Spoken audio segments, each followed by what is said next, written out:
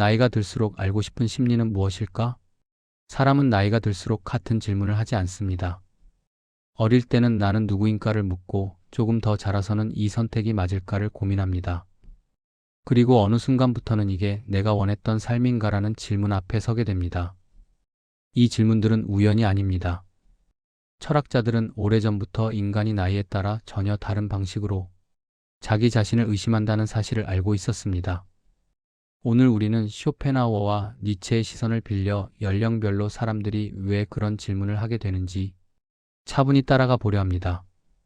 쇼펜하우어는 말했습니다. 인생의 본질은 고통이며 우리를 움직이는 것은 이성이 아니라 눈에 보이지 않는 의지라고. 그에게 인간은 원해서 사는 존재가 아니라 욕망에 끌려다니는 존재였습니다. 그래서 인간의 어린 시절과 청소년기는 의지가 처음으로 폭주하는 시기입니다. 이 시기의 사람들은 자기 자신을 잘 모르기 때문에 타인의 시선에 강하게 반응합니다. 사소한 말에도 상처받고 인정받지 못하면 존재 자체가 부정당한 것처럼 느껴집니다. 나는 누구인가라는 질문은 사실 나는 사랑받고 있는가라는 질문에 가깝습니다.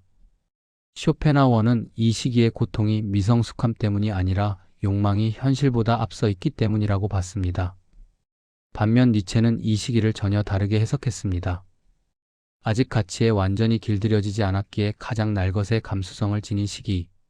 아프고 흔들리지만 그만큼 새로운 것을 창조할 가능성도 열려 있다고 봤습니다.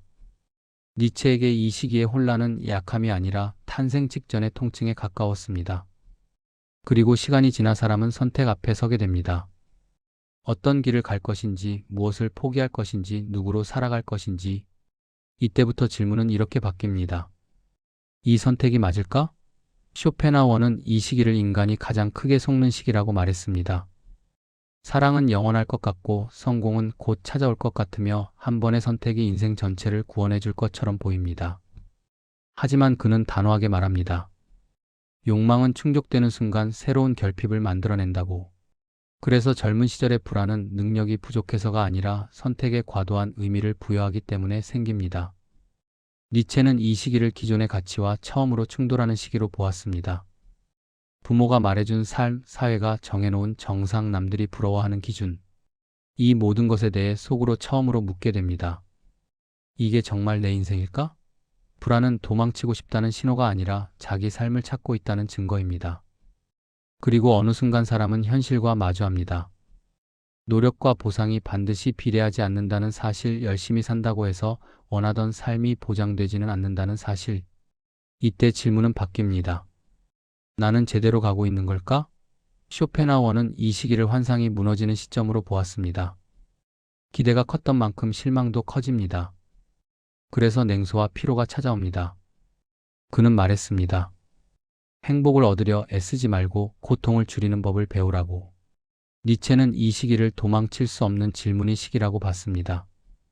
이 인생이 환경 때문인지 운명 때문인지 아니면 나의 선택 때문인지 스스로에게 묻게 되는 순간입니다. 이 질문을 피하지 않는 사람만이 자기 인생을 살기 시작합니다.